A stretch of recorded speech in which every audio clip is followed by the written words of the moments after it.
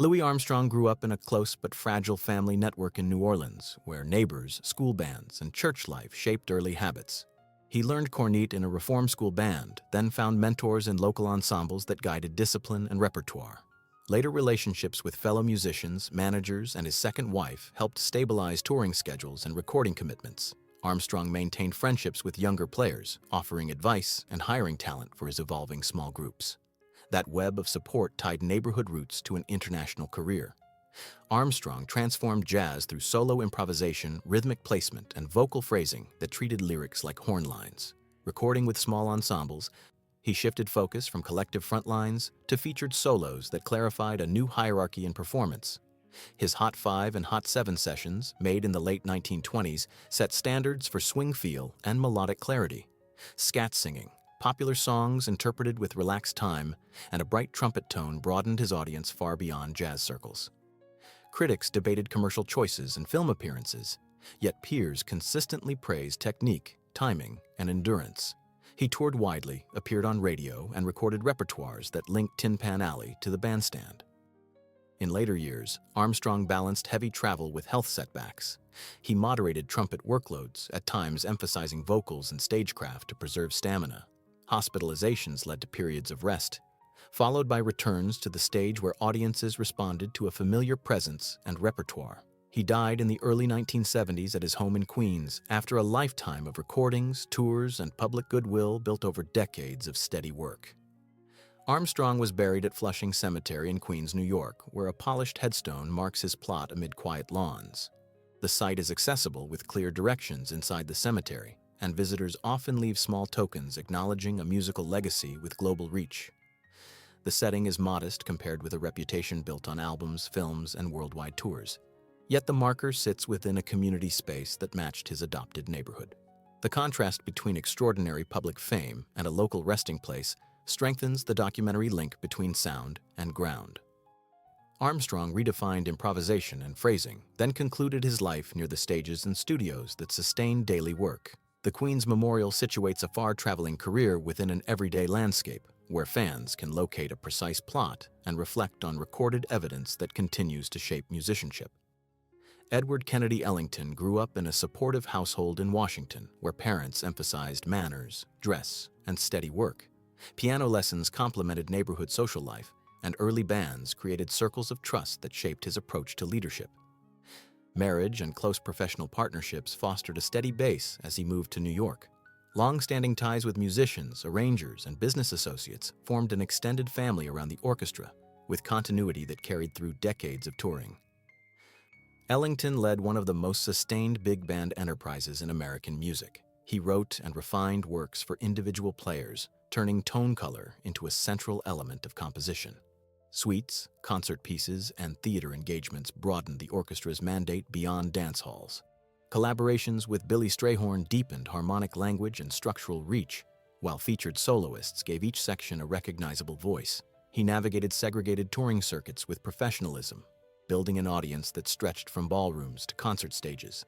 Institutions honored his achievements with major awards, while critics debated categories, asking whether his music belonged to dance, theater, concert, or all at once.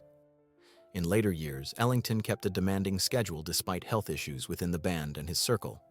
He continued to compose, revise, and assemble suites for new contexts, often showcasing sacred concerts alongside festival appearances. He died in the mid-1970s in New York, closing a career that linked the Harlem club scene to international concert halls. Ellington was buried at Woodlawn Cemetery in the Bronx, a historic landscape that houses many musicians and civic leaders.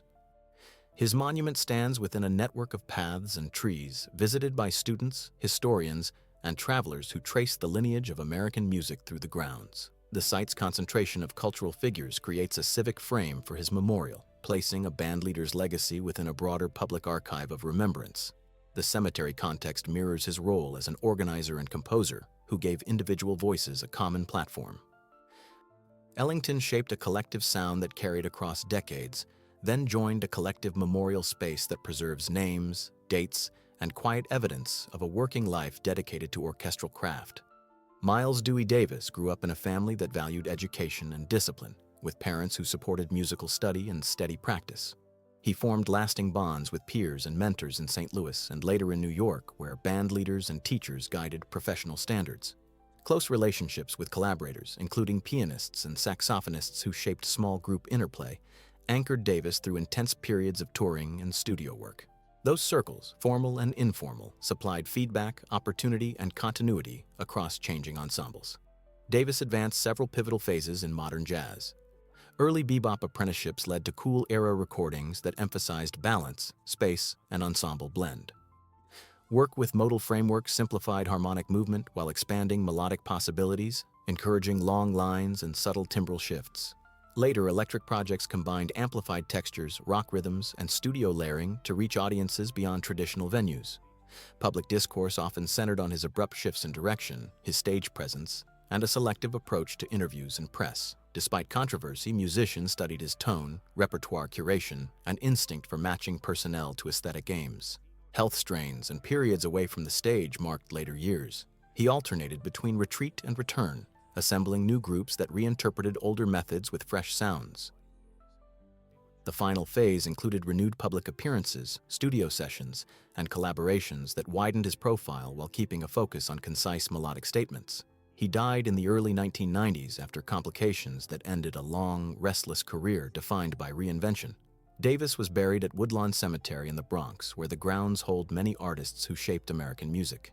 Visitors find a memorial that reflects a measured elegance, situating his name among peers and predecessors in a landscape that promotes quiet reflection. The setting links his New York professional life to a durable place of remembrance, accessible to students and admirers who seek concrete points of reference. A public figure known for change rests in a cemetery that preserves continuity. Davis pursued new sounds with decisive turns, then joined a community of memorials that chart parallel histories. The Bronx location underscores his central place in the city's musical narrative, where recordings, venues, and archives intersect with a specific site of record. John William Coltrane was raised in a family that balanced church traditions with practical work, giving structure to early habits. After moving between North Carolina and Philadelphia, he found supportive mentors in school bands and neighborhood ensembles. Navy service placed him in a bass band where regular duties and rehearsals reinforced discipline. In Philadelphia, Coltrane built relationships with peers who valued rigorous practice, and he later formed durable ties with leaders who encouraged methodical study, careful listening, and steady improvement. Marriage and a tight circle of colleagues stabilized life during demanding touring schedules. Coltrane's public impact followed apprenticeships that culminated in prominent roles with Miles Davis and Thelonious Monk. With Davis, he clarified approaches to long melody lines over simplified harmony. With Monk, he deepened harmonic understanding and cultivated extended practice routines documented by fellow musicians.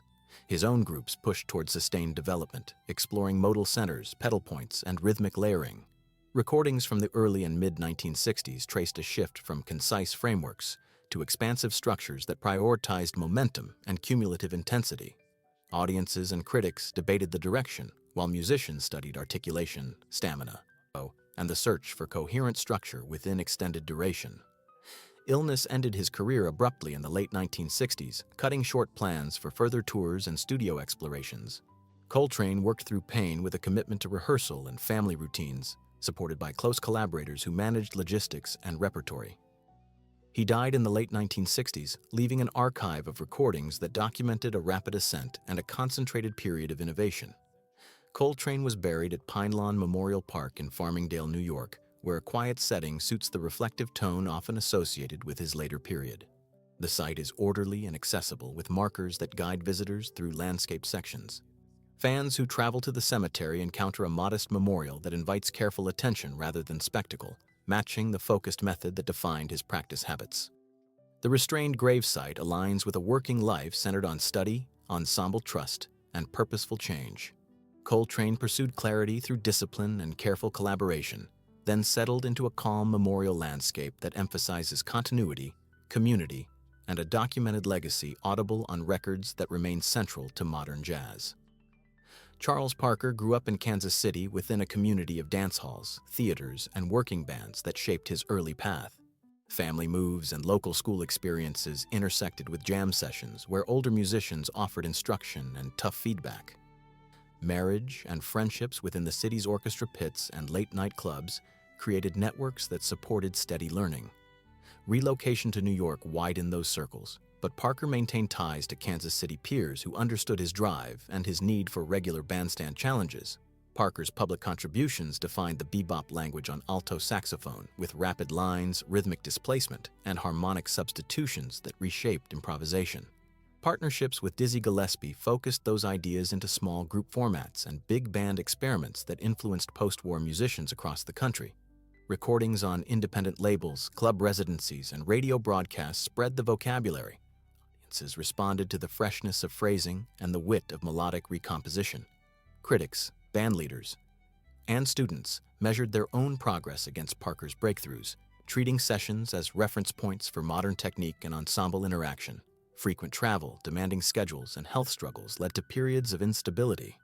Parker alternated between bursts of inspired work and stretches of recovery, relying on friends, patrons, and bandmates to manage engagements.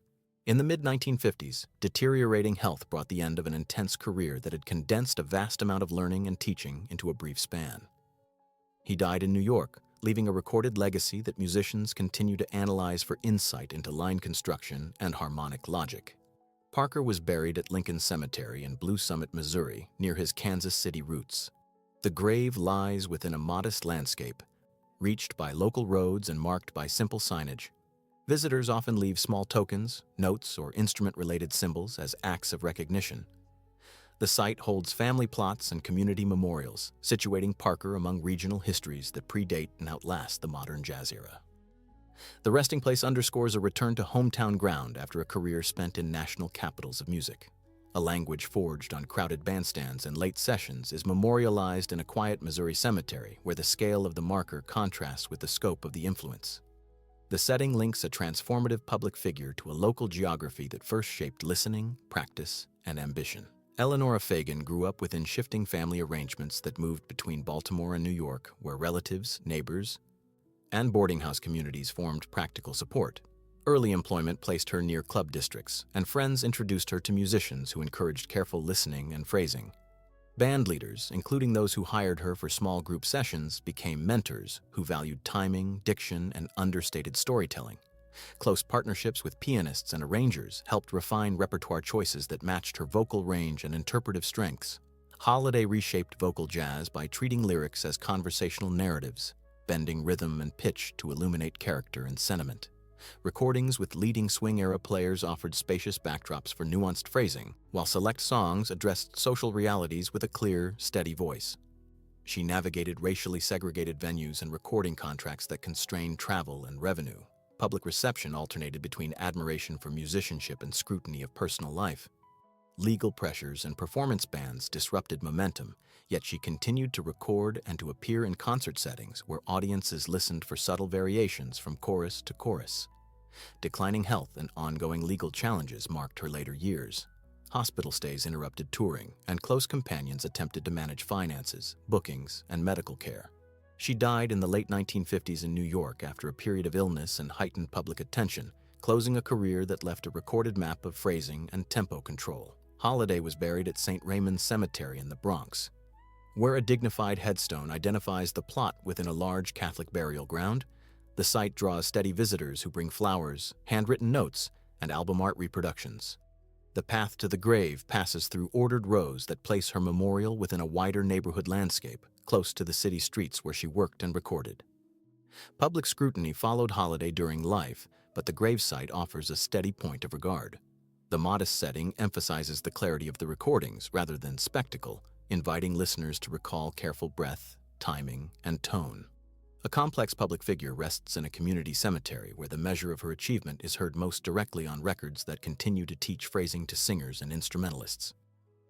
Ella Jane Fitzgerald grew up in a family network that balanced school, church, and neighborhood routines, giving structure to early music making. After moving to New York, she found support among friends and mentors who recognized talent and encouraged stage discipline.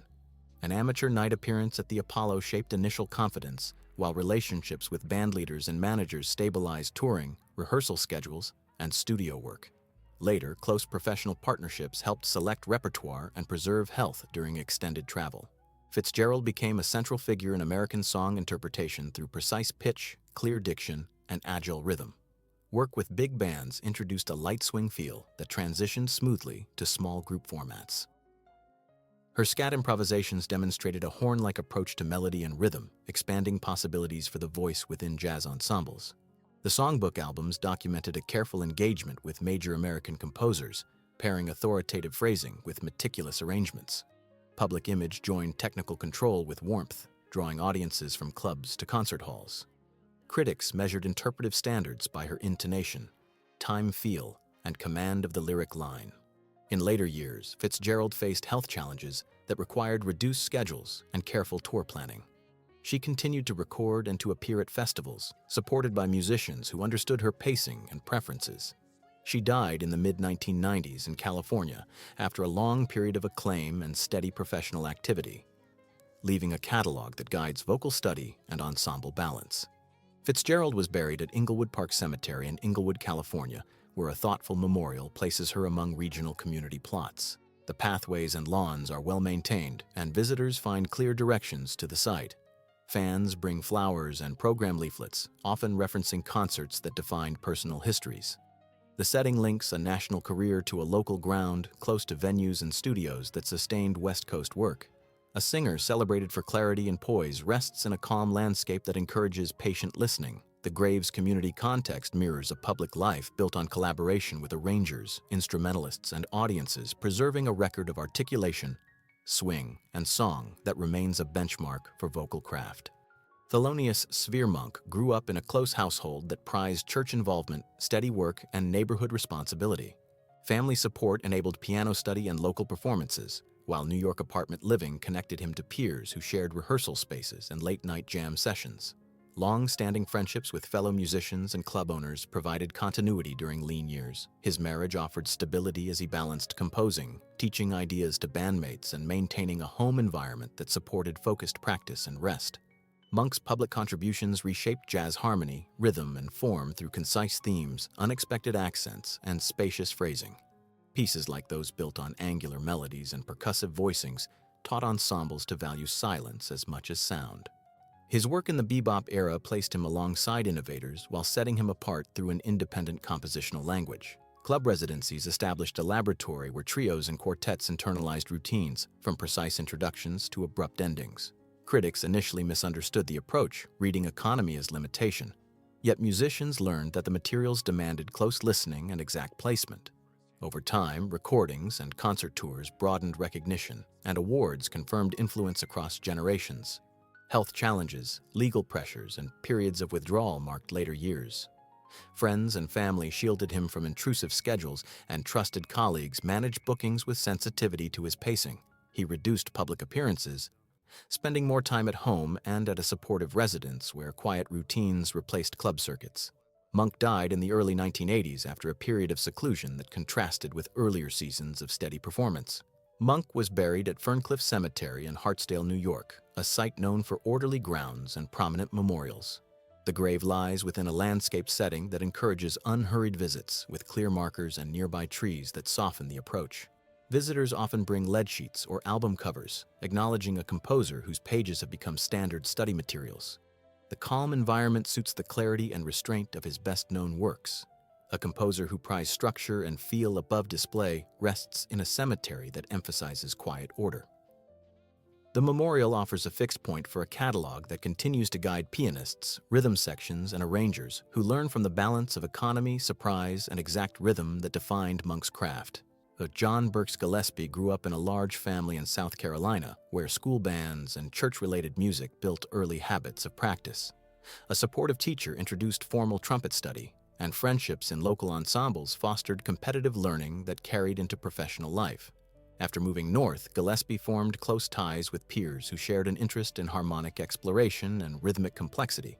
Marriage and long partnerships with bandmates and managers provided stability through constant touring, arranging sessions, and educational work. Gillespie's public contributions defined much of modern jazz language. With small groups and big bands, he advanced bebop's rapid tempos, intricate lines, and extended harmonies. Collaboration with Charlie Parker refined the idiom in clubs and recording studios, while leadership roles taught sections to balance virtuosity with ensemble clarity. He also integrated Afro-Cuban elements through work with Cuban percussionists and arrangers, introducing layered rhythms and new percussion instruments to American audiences. Diplomatic tours for cultural programs presented jazz as a national art, and lectures and clinics translated complex theory into practical instruction. The public associated a high-bent trumpet and buoyant stage manner with rigorous musical standards that younger musicians studied closely. Later years brought health concerns that limited travel but did not halt performances and master classes. Gillespie maintained an active schedule with careful pacing, relying on colleagues to organize festivals and special concerts that highlighted historic partnerships. He died in the early 1990s after a period of illness, leaving a discography that maps the spread of bebop and the fusion of Caribbean and American rhythms. Gillespie was buried at Flushing Cemetery in Queens, New York, where paths and lawns guide visitors to a dignified plot not far from other notable musicians. The headstone sits within a calm landscape, and visitors often leave trumpet mouthpieces, notes, or small flags in acknowledgement of artistic and civic work. The site's proximity to New York venues aligns with a life spent on stages, in rehearsal rooms, and in community programs that linked education to performance. A public figure who balanced virtuosity with outreach rests in a communal cemetery that welcomes steady foot traffic from students and listeners. The memorial marks a career that joined innovation, pedagogy, and cultural exchange, preserving a clear point of reference for those who continue to learn. From his approach to harmony, rhythm, and ensemble leadership. Charles Mingus grew up in a working family in the Los Angeles area, where church music, school ensembles, and neighborhood bands provided early grounding. Cello study preceded a shift to bass, guided by teachers who stressed reading, intonation, and disciplined practice. Friendships with local players led to touring opportunities that expanded contacts in big bands and small groups. Marriage and partnerships with managers and fellow musicians formed a support system that balanced intense rehearsal demands with studio schedules. Trusted collaborators became conduits for his compositions, helping transmit detailed instructions to changing personnel. Mingus emerged as a leading composer and bandleader whose music combined blues feeling, gospel inflection, and modern harmony with collective improvisation. He favored ensembles that could pivot between written counterpoint and spontaneous direction, often shaping form in real time through gestures and verbal cues. Recordings documented ambitious suites, tributes, and protest pieces that addressed social realities while maintaining tight musical architecture. Rehearsals were rigorous, with clear expectations for articulation, dynamics, and ensemble blend.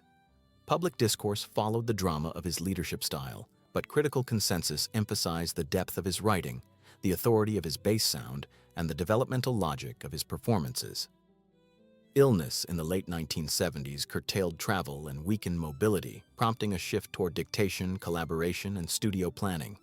He continued to compose, transmit fragments, and supervise projects with the help of close associates who translated ideas into parts and sessions. The final period involved a concentrated push to secure recordings and to organize archives for future study.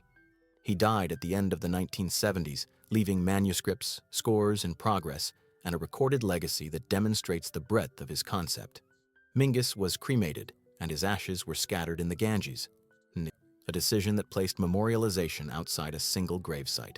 Fans often associate remembrance with Woodlawn Cemetery in the Bronx, where many jazz figures are interred and where memorial references to his name appear in programs and visits.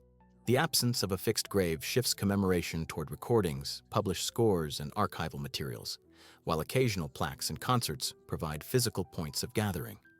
This global memorial footprint aligns with a career that drew from regional roots but aimed at universal themes. A composer who treated bands as living organisms left instructions that continue to animate ensembles, even as remembrance disperses across sites, stages, and documents, rather than centering on a single stone. Arthur Tatum grew up in Toledo within a supportive family that recognized musical aptitude early and encouraged formal lessons alongside radio listening. Partial sight shaped his learning strategies, and teachers emphasized ear training, harmony, and hand independence. Friendships with local musicians and broadcasters created steady opportunities for late-night performances. Moves between regional circuits and national venues brought new colleagues who adapted to his fast tempos and intricate voicings, while managers and close friends helped pace travel and studio sessions. Tatum's public contributions centered on extraordinary pianistic control, rapid runs, and reharmonizations that redefined solo and small group performance. He treated popular standards as frameworks for dense substitution, inner voice motion, and rhythmic displacement. maintaining a steady pulse with unerring time. Studio recordings captured clarity at challenging speeds, while club appearances demonstrated dynamic control at intimate ranges. Fellow pianists, from swing to modernists, cited his voicing choices, arpeggio patterns, and pedaling as benchmarks. Critics sometimes debated whether the virtuosity overshadowed ensemble balance, yet the consensus affirmed a standard of touch, tone, and harmonic logic that influenced every subsequent generation. In later years, Tatum faced health issues that required careful scheduling and reduced travel. He continued to record and to appear in clubs where technicians ensured well-maintained instruments and tunings matched his preferences. He died in the mid-1950s in California after a period of illness, closing a career that left a precise record of technical and harmonic possibilities at the piano. Tatum was buried at Holy Trinity Cemetery in Inglewood, California, where a modest marker sits among neatly arranged plots. The site is accessible from main roads, and visitors often bring small notes or program copies as quiet tributes. The cemetery's calm environment matches the focused concentration associated with his performances, inviting close listening rather than spectacle. A pianist defined by discipline and clarity rests in a setting that rewards patient attention.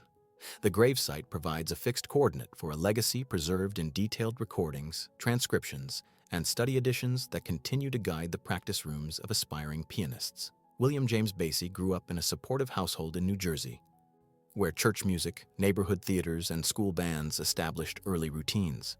He learned piano techniques from local mentors and absorbed practical lessons about timing from vaudeville and pit work. Friendships formed in Kansas City expanded his circle to include saxophonists, rhythm players, and arrangers who valued clarity and swing. Marriage and long partnerships with managers and band members created stability through changing lineups, while a core of trusted colleagues anchored tours and recording dates. Basie's public contributions centered on a resilient big band sound that balanced light textures with rhythmic force. The ensemble's all-American rhythm section, with guitar, bass, and drums aligned to his spare piano punctuation, defined time feel for dancers and listeners alike.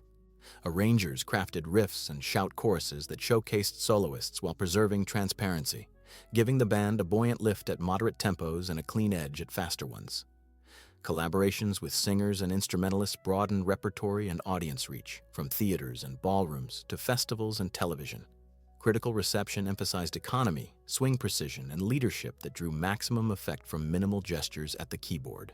In later years, Basie managed health concerns with careful scheduling and an adaptable repertoire that honored earlier hits while introducing new charts. He kept the orchestra active, maintaining a steady presence on the road and in studios.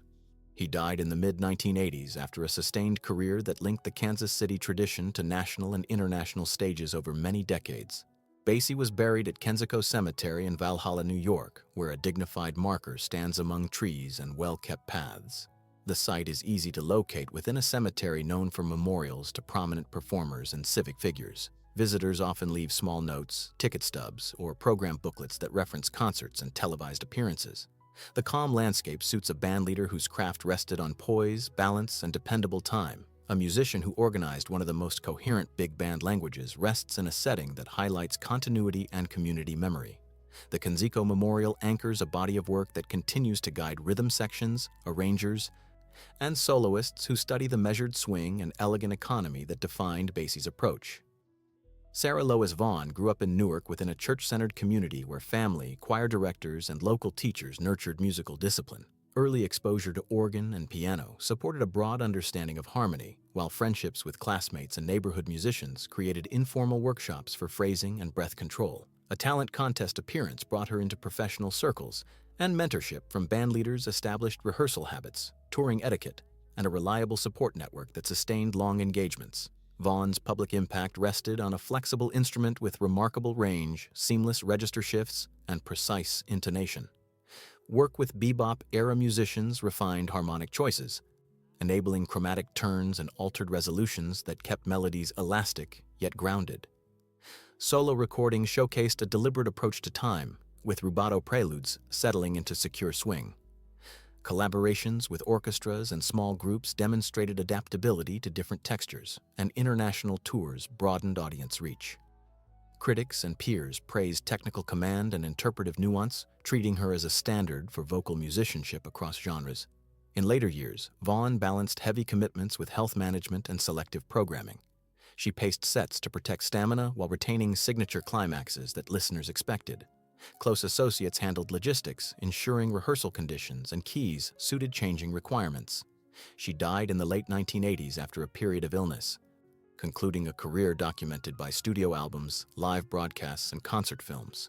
Vaughn was buried at Glendale Cemetery in Bloomfield, New Jersey, near the Newark neighborhoods that shaped her early life. The grave sits within orderly grounds that receive steady visitors, including singers who bring flowers and handwritten notes. The location anchors a global reputation to a regional landscape, linking church origins, school ties, and first professional steps to a specific plot. A vocalist admired for control and range rests in a community cemetery that reflects steady work and sustained craft. The site encourages quiet listening to recorded evidence, where breath placement, pitch focus, and carefully shaded vibrato continue to teach technique to new generations. Randolph Denard Ornette Coleman grew up in Texas within a working family that balanced church life and school routines. Giving an early framework for discipline, he formed close ties with local rhythm and blues bands, learning practical stagecraft and the demands of travel. Friendships with bassist and drummer colleagues became central as he developed a personal approach to melody and rhythm that differed from prevailing norms. Marriage and a small circle of supporters provided stability during lean years, including stretches in Los Angeles where rehearsals in apartments and community spaces refined group cohesion outside formal institutions. Coleman's public contribution centered on a concept later called harmolodics, a method that treated melody, harmony, and rhythm as equal partners. Early quartets presented themes with flexible harmony, allowing musicians to follow melodic direction rather than fixed chord progressions. Club residencies and recordings challenged expectations, provoking intense debate among critics and peers about form, pitch, and swing. Over time, collaborations with bassists, drummers, and, in some projects, dual electric guitars broadened texture while preserving a singable chord to the themes. Festivals and museum-supported concerts expanded his reach, and major awards recognized a sustained, original voice in American music. In later years, Coleman continued to compose, to tour selectively, and to mentor younger players who sought practical guidance on ensemble balance within open forms. Health issues required careful pacing and shorter engagements, but he preserved a consistent presence on stage and in public conversations about improvisation. He died in the mid-20-teens in New York, closing a career that began in regional circuits and ended with international recognition. Coleman was buried at Woodlawn Cemetery in the Bronx, a landscape that holds many musicians who shaped the nation's cultural history. The gravesite sits among trees and winding paths, visited by students, scholars, and listeners who bring program notes and album covers. Woodlawn's concentration of artistic memorials places Coleman within a civic archive where names and markers create a map of intertwined legacies. An artist who questioned assumptions about structure rests in a setting that preserves careful records of individual lives.